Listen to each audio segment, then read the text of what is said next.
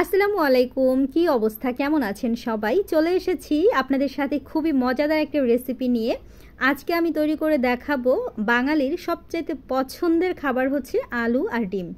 আর সেই আলু ডিম দিয়ে যদি একসাথে মজাদার একটা রেসিপি তৈরি করে নেওয়া যায়, সেটা যদি খেতে অনেক বেশি মজার হয় তাহলে কেমন হবে বলুন তো?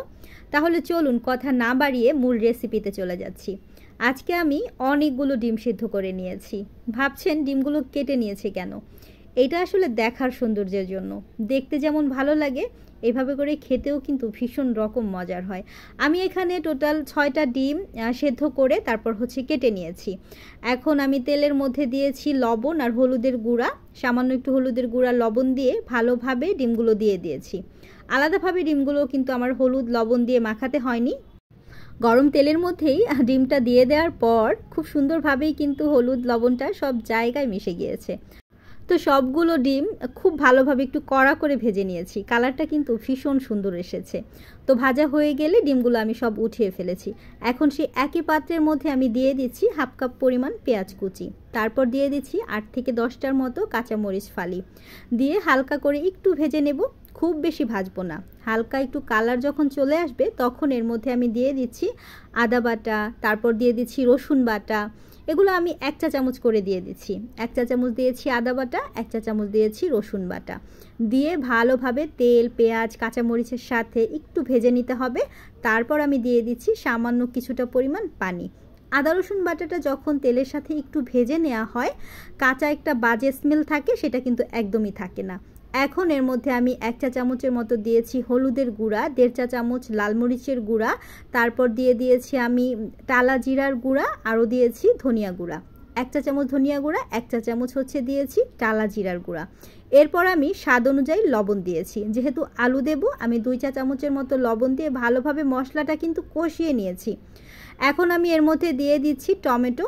এখানে আমি মাঝারি সাইজের 2টা টমেটো কিউব করে কেটে নিয়েছি। ঢাকনাটা দিয়ে ভালোভাবে একটু মশলাটা কষিয়ে নিতে হবে। আর এই সময়ের মধ্যে টমেটোটাও একটু নরম হয়ে যাবে মশলা কষাতে কষাতে। মশলাটা কষাতে কষাতে যখন দেখবেন ওপরে তেলটা এরকম উঠে এসেছে, তখনই বুঝতে হবে মশলাটা সুন্দরভাবে কষানো হয়ে গেছে। আপনারা চাইলে আবারও সামান্য একটু পানি দিয়ে মশলাটাকে আরও কিছুটা সময় কষিয়ে নিতে পারেন।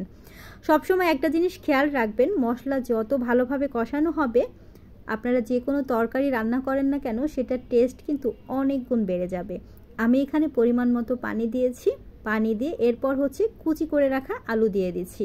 আলুগুলো কিন্তু খুব একদম চিকন করে কুচি করে নিয়ে আমি একটু মোটা মোটা করেই আমি কেটে নিয়েছি। তারপর ঢাকনা দিয়ে ঢেকে ভালোভাবে আলুটাকে কষিয়ে নিতে হবে। দেখতেই পাচ্ছেন আলুগুলো কিন্তু মোটামুটি সেদ্ধ হয়ে গেছে। আপনারা চাইলে কিন্তু শুধু মশলার সাথে দিয়েও আলুটাকে কষিয়ে নিতে পারতেন, তবে একটু পানি দিয়ে কষালে সেটা ভালো হয়।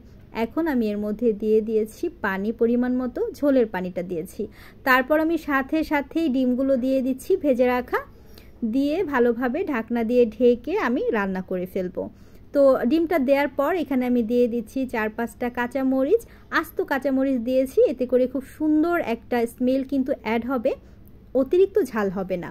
ঢাকনা দিয়ে ঢেকে আমি আরও 4 থেকে 5 মিনিটের মতো জাল করে নিয়েছি। অতিরিক্ত নাড়াচাড়া করা যাবে না, তাহলে কিন্তু কুসুমগুলো বের হয়ে যাবে। আর এই যে দেখতেই পাচ্ছেন আমার ডিমের তরকারিটা কিন্তু রান্না করা হয়ে গেছে। ডিম আলু দিয়ে চমৎকার এই রেসিপিটি আপনারাও চাইলে কিন্তু বাসায় তৈরি করে ফেলতে পারেন। অসম্ভব রকম মজার হয়। এটা দেখতে যতটা না বেশি ভালো লেগেছে, এটা খেতে কিন্তু তার চাইতেও বেশি মজার হয়েছিল। আশা করছি বরাবরের মতোই আমার আজকের রেসিপিটিও আপনাদের কাছে ভালো লেগেছে। ভালো লাগলে ভিডিওতে ছোট্ট একটি লাইক দিবেন আর কমেন্ট করে আপনাদের মূল্যবান মতামতগুলো জানাবেন, কারণ আপনাদের একটি লাইক একটি কমেন্ট আমাকে অনেক বেশি অনুপ্রাণিত করে নতুন একটা কন্টেন্ট তৈরি করার জন্য। তো আমি এখন একটা সার্ভিং ডিশে সার্ভ করে নিচ্ছি। আপনারা গরম গরম ভাতের সাথে এরকম আলু দিয়ে ডিম দিয়ে যদি এই রেসিপিটা ট্রাই করেন, তাহলে অন্য কোনো কিচ্ছু আপনাদের খেতে ইচ্ছে করবে না। পেট ভরে ভাত খেয়ে নিতে পারবেন একই তরকারি দিয়ে। তো আমি আমার মতো করে সুন্দরভাবে সাজিয়ে গুছিয়ে নিয়েছি, আপনারা আপনাদের মতো করে পরিবেশন করবেন। তো আজকে যারা প্রথম আমার চ্যানেলটি ভিজিট করেছেন, আমার রেসিপি কেমন লেগেছে আপনাদের কাছে? আমার এরকম অনেক মজার মজার রেসিপি কিন্তু চ্যানেলে দেয়া আছে, আপনারা কিন্তু আমার চ্যানেলটা ভিজিট করতে পারেন। আপনাদের কাছে যদি আমার রেসিপিগুলো ভালো লাগে তাহলে আমাকে কমেন্টের মাধ্যমে জানাবেন, আর চ্যানেলটিকে সাবস্ক্রাইব করে আমার পাশে থেকে যাবেন। আর হ্যাঁ, ছোট্ট একটি লাইক দিতে কিন্তু একদমই ভুলে যাবেন না। আজকের মতো বিদায় নিচ্ছি, ভালো থাকবেন সবাই। আল্লাহ হাফিজ, আসসালামু আলাইকুম।